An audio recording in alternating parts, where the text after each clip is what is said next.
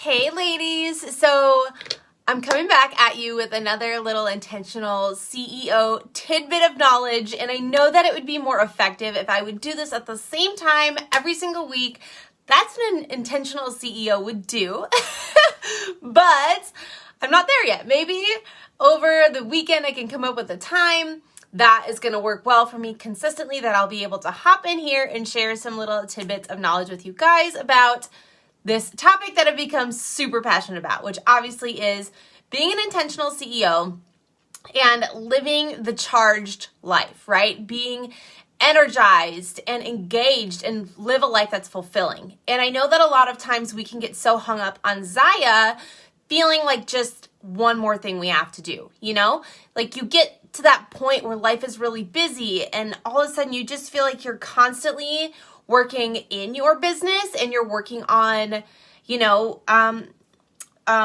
exchanges and hostess orders and setting up parties and VIP group stuff, which that stuff is all really fun. And actually that's the stuff that I love to do in our business, but it's really hard to grow from that place. So I want to talk to you guys today about who, not how.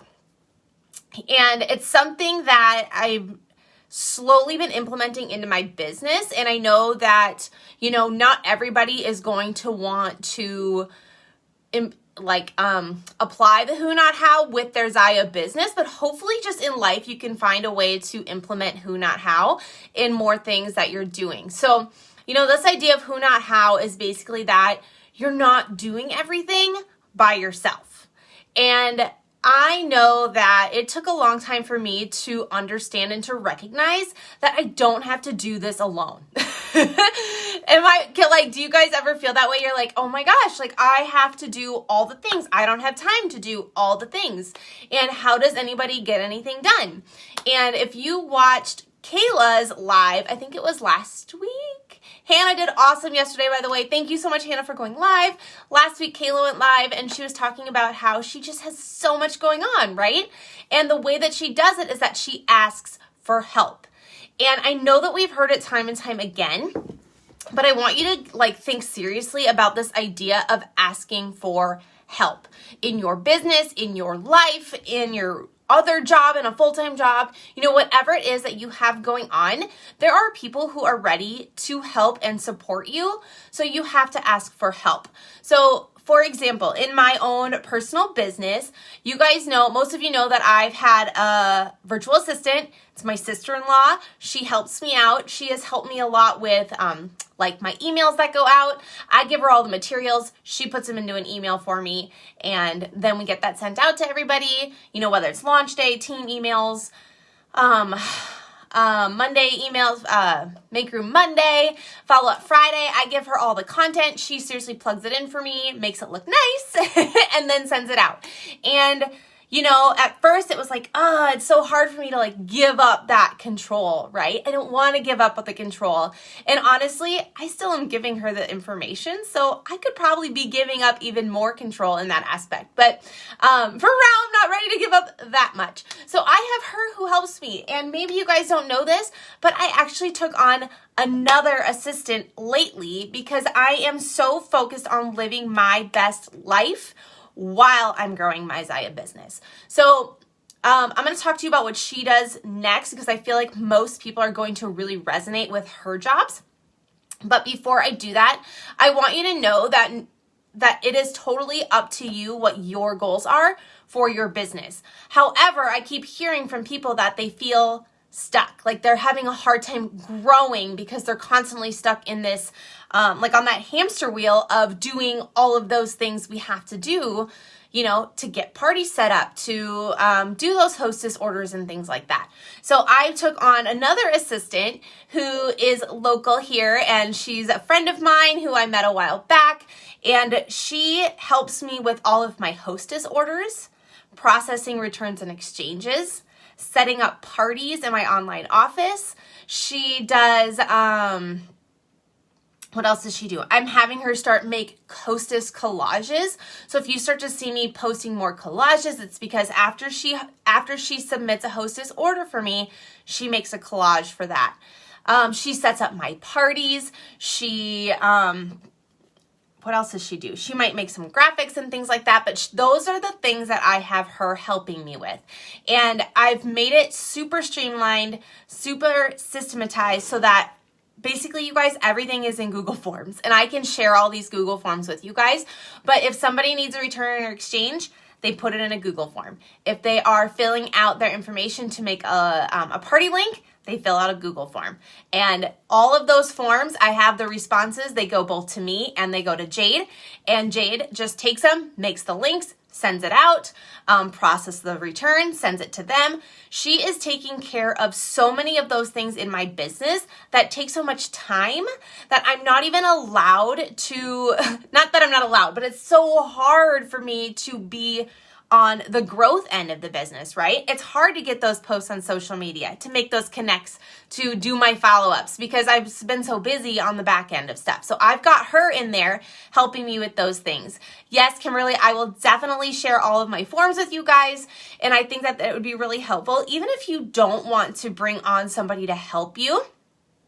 Yeah, even if you don't want somebody to come in and help you, you can even just use that for yourself, right? Just streamline your own activities so that you know you're not constantly going back and forth in Messenger, in emails, in whatever it is, your form of communication that you're using. So, that is how I'm implementing the who, not how in my business. But there's other areas of life where I'm definitely implementing it as well. So like, for example, I'm like, how am I going to be able to do all of this with Desiree at my side? I mean, the child is busy, right?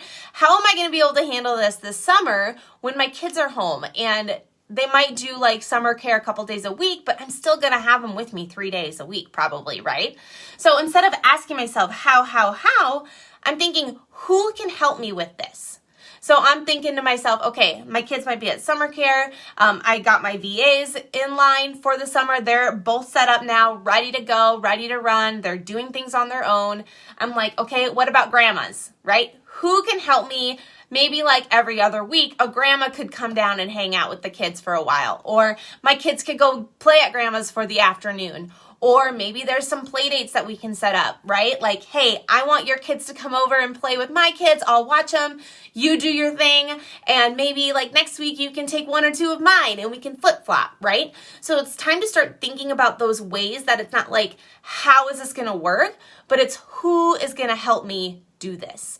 And, what was another thing? Oh, like yesterday,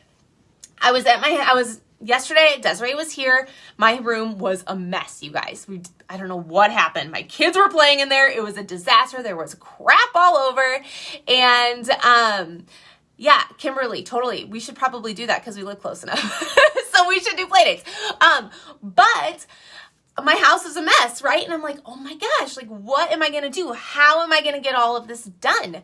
And I'm sitting here thinking about, I want to sell these things on Marketplace and I want to do, all of this organizing in my house and like, how is this going to work? Then I started thinking, who can help me with this? So I'm like, okay, where are the areas I'm falling behind?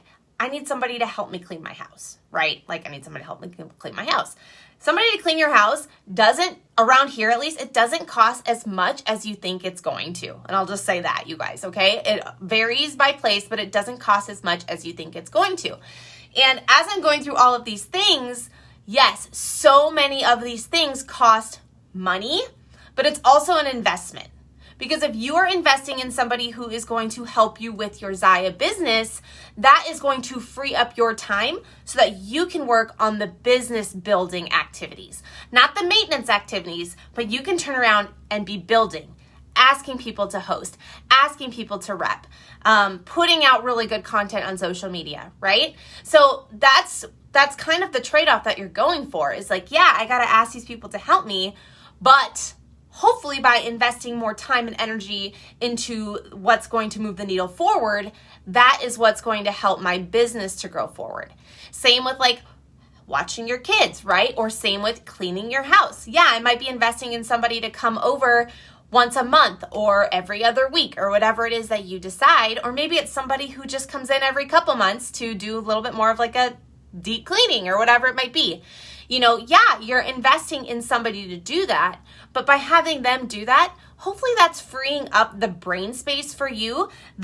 Hopefully it's giving you positive energy. Hopefully it's allowing you more time to do the things that you love. So whether that's spend time with your kids, or go visit a friend in a different state, or, dive into your full-time job and hit some freaking awesome goals with your full-time job. So asking people to help you does not mean that you are weak. It means that you are smart. Because this is life, you guys. We're not just going to chase this dangling carrot forever and be like, oh, the hustle, hustle, hustle all the time. We're not going to live that way, okay? This team does not do business this way. Our team does life.